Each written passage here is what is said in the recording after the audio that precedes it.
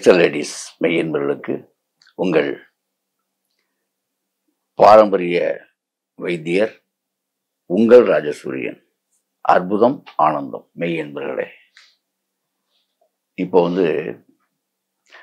வாழ்க்கையில் இதை பார்த்து கொண்டிருக்கக்கூடிய அனைத்து நேயர்களுக்கும் ஒரு நல்ல தகவலை சொல்லி இன்றைக்கு எல்லா மனிதர்களுக்கும் தேவையான ஒரு நோய்க்கான மருந்தையும் நம்ம இப்போ சொல்ல போகிறோம். சரியா? அதில் முதல் கட்டமாக நான் உங்கள்கிட்ட ஒன்று சொல்லிக்கிறேன். அதாவது இப்போ எந்த நோயாக இருந்தாலுமே சரி, உங்கள் உடலுக்கு வருது இல்லையா, எந்த நோயாக இருந்தாலும் நீங்கள் பயப்படணுங்கிற அவசியமே கிடையாது. அச்சம் தவிர். இது ஔவையினுடைய வாக்கு. அச்சம் தவிர். அப்போ அச்சத்தை தவிர்த்தா நம்முடைய வாழ்க்கை மிச்சப்படும். வாழ்க்கை மிச்சப்படும்னா என்னன்னு கேட்குறீங்களா? ஆயுள் நீளும். வாழ்க்கையினுடைய மிச்சம் அதானுங்க. எவ்வளவு காலங்கள் நம்ம வாழ்கிறோம், ஆரோக்கியமாக வாழ்கிறோங்கிறது மிக முக்கியம். அப்போ அந்த ஆரோக்கிய வாழ்க்கையை நாம் நீட்டிப்பதற்கு அச்சத்தை தவிர்க்க வேண்டும். சரி, அச்சத்தை தவிர்க்கிறதுனா எப்படி? இப்போ பாருங்கள், சுகர் வந்துருச்சே அப்படின்னு. சுகர் என்பது இன்றைக்கு தெளிவாக நல்லா புரிஞ்சுக்கணும் எல்லா மக்களும். இனிப்பு நோய், இனிப்பு நீர்னு மலேசியா சிங்கப்பூர்லாம் இனிப்பு நோயின்னு சொல்லுவாங்க. அதை மற்ற நிறைய நாடுகள்லையும் இதை தான் சொல்கிறாங்க. நம்ம நாட்டில் சுகர்னு சொல்லிக்கிறோம். ஏன்னா நம்ம தமிழர்கள்லாம் ஆங்கிலம் தான் பேசுவோம். சுகர்னு நம்ம பேசிக்கிறோம். ஆமாம், மலேசியாவில் கேளுங்க. நீங்கள் இப்போ மலேசியா போங்களே, இனிப்பு நோய் அப்படின்னு சொல்லுவாங்க. இனிப்பு நீர், எனக்கு இனிப்பு நீர் இருக்குங்க அப்படி தான் பேசுவாங்க. ஆக தூய தமிழில் அது மட்டும் இல்லை, பசியாறி விட்டீர்களா என்று அவர்கள் கதைப்பார்கள்.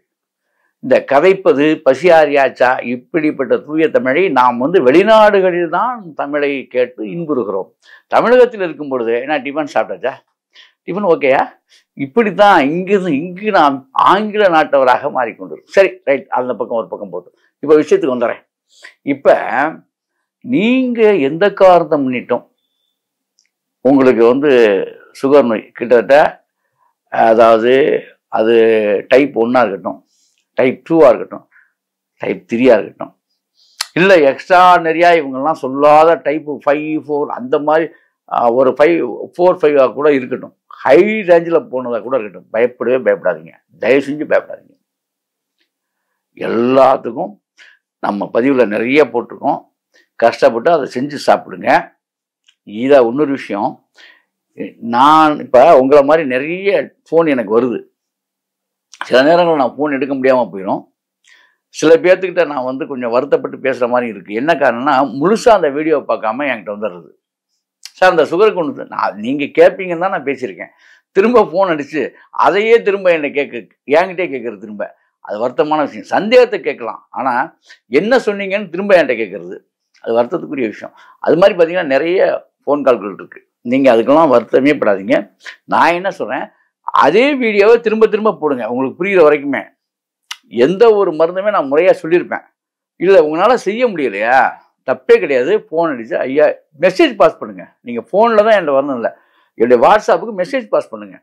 ஐயா இந்த மாதிரி இந்த விஷயம் சொல்லியிருக்கீங்க, இது எங்களால் செய்ய இயலவில்லை, இந்த மருந்து உங்களிடம் இருக்கிறதா, இப்படி கேட்டு போகலாம். அதுக்கு டயத்தை போட்டுக்கிட்டு ஃபோனில் நானும் பேச முடியாமல் உங்கள்கிட்ட, நீங்களும் என்னை பிடிக்க முடியாமல், இந்த விஷயங்கள் நமக்குள்ள தேவையில்லை. ஏன்னு கேட்டால் உங்கள் நலன் கருதியே இந்த மிஸ்டர் லேடிஸில் நிறைய விஷயங்களை ஆத்மார்த்தமாக சித்தர்கள் சொன்ன விஷயங்களை மொத்தமாக உங்கள்கிட்ட இறக்குமதி பண்ணிட்டு இருக்கேன். அதான் உண்மையான விஷயம். இப்போ கூட இன்றைக்கு நாம் எடுத்துக்கொள்ளக்கூடிய அதனால நண்பர்களே, நீங்கள் எல்லாருமே ஆண் பெண் இருபாலருக்குமே சொல்கிறேன், உங்களுடைய அவசிய தேவை எதுவாக இருந்தாலும் வாட்ஸ்அப்பில் பதிவு போடுங்க. நேரம் கிடைக்கும்போது நான் பார்த்துட்டு கண்டிப்பாக ரிப்ளை பண்ணுவேன். அதே மாதிரி இதை எப்படி செய்யணும், என்ன ஏதாவது டவுட் இருந்தால் கூட அதை கேளுங்க. டைம் இருக்கும்போது நான் பண்ணுவேன். ஆனால் ஃபோன்லேயே எல்லாமே பேச முடியாது.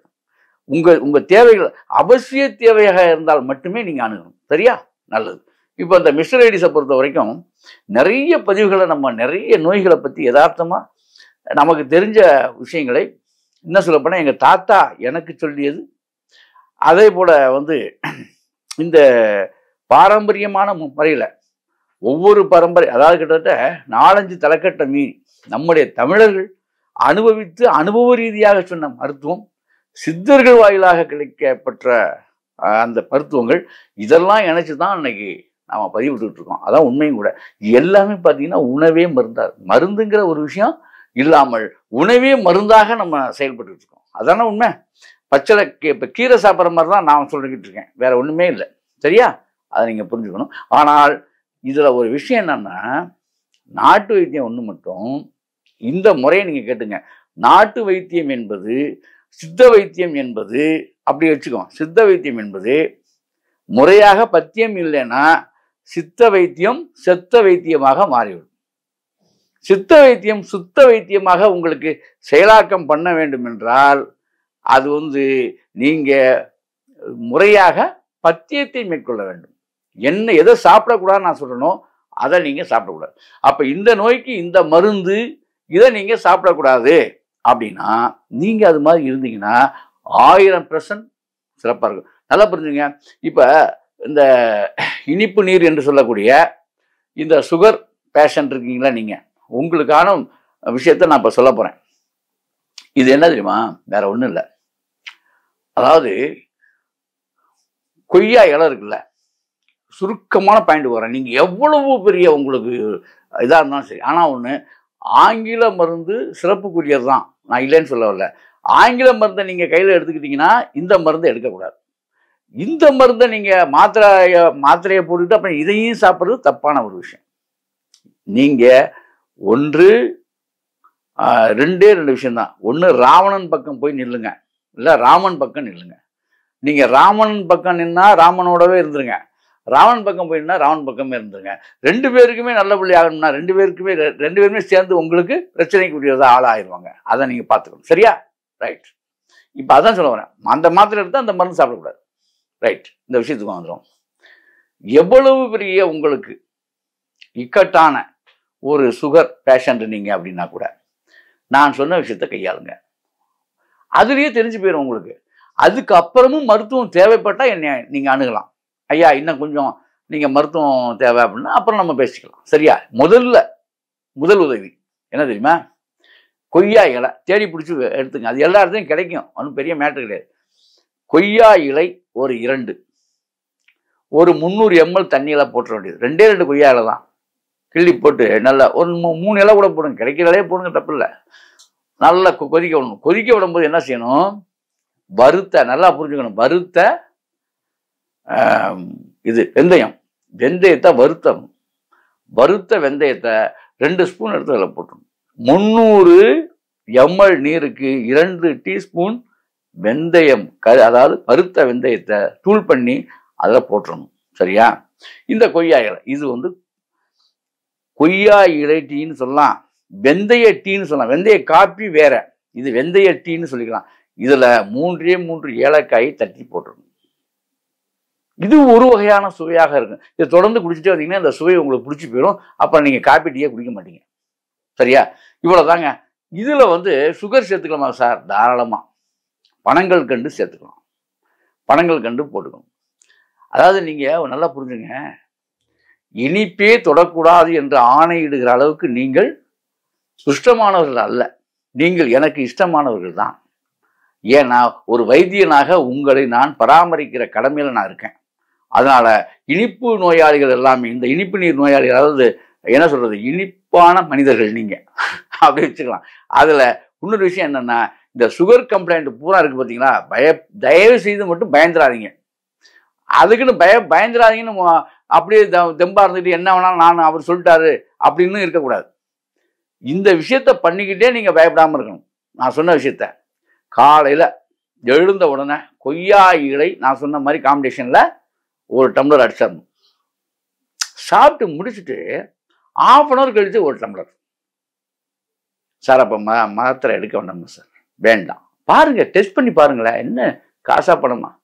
அப்புறம் மத்தியானம் அதே மாதிரி சாப்பாட்டுக்கு முன்னால 1 டம்ளர், ஒரு 4 மணிக்கு 1 டம்ளர், இரவு அதே மாதிரி சாப்பாட்டுக்கு முன்னால எடுத்துட்டு சாப்பிட்டுட்டு ஒரு 1/2 hour கழிச்சு. ரொம்பலாம் இல்லை அன்பர்களே, இதில் ஆண் பெண் 2 பேருக்கும் சொல்கிறேன்.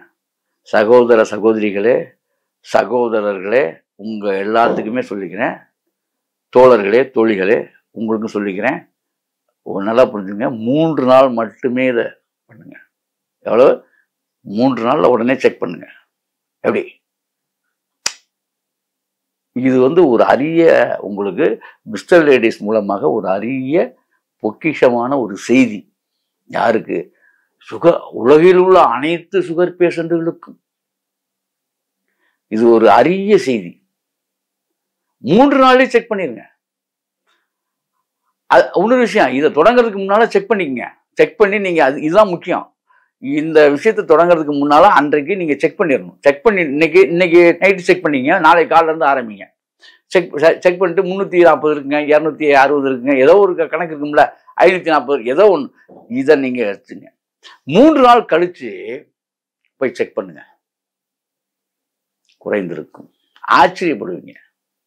அப்பதான் நீங்க நினைப்பீங்க, ஆக இதே கண்ட்ரோல்ல தான் நான் கொண்டு வந்துட்டு இருக்கேன். ஆனா இன்னொரு விஷயம், இதை அதிகமாக நீங்கள் பாவித்தால் லோ சுகராகவும் போய்விடும். அதனாலதான் உங்களுக்கே தெரியும் நிதானம். அப்ப என்ன செய்யணும், ஆரம்ப நிலையில இந்த மாதிரி 5 வேளை சாப்பிட்டுட்டு ஒரு 10 நாள் கடந்தா நீங்க 2 வேளையோட நிப்பாட்டிக்கலாம். இது டீ காப்பி குடிக்கிற மாதிரி காலைல சாயங்காலம் குடிச்சீங்கனால கண்ட்ரோல் அப்படியே லெவலா போயிடும். இதை ஒரு 6 மாசம் நீங்க கன்டினியூ பண்ணாலே உங்கள் உடலிலிருந்து முழுமையாகவே உங்களுடைய கணைய புண் ஆறி சுகர் என்பதே இல்லாமல் போய்விடும். நான் காமெடியா சொல்ல, காரணத்தோட சொல்றேன். காரியத்துல கண்ணு வைக்கணும். வச்சு நான் சொல்றதை கேட்டு நீங்க செயல்பட்டு பாருங்க. ரொம்ப நாள் சொல்லல, 3 நாள்ல செக் பண்ணிட்டு முடிவை மிஸ்டர் லேடிஸ்ல பதிவிடுங்க. சரியா? அப்படி ஏன்னா இது அனுபவம். ஒரு பேஷண்ட்டுக்கு நான் முதல்ல என்ன பண்ணேன், மருந்தும் கொடுத்து, தம்பி இப்ப இந்த மருந்து வேண்டாம், இதை நீ செய்டா அப்படின்னு. அவன் அதே மாதிரி மருந்து வாங்காம போய் அதை செஞ்சான். ஐயா இந்த அளவுக்கு வந்துருச்சுட்டான். 340 இருந்தது 180 வந்துருச்சு. 3 நாள் அவன் சாப்பிட்டதில்லை.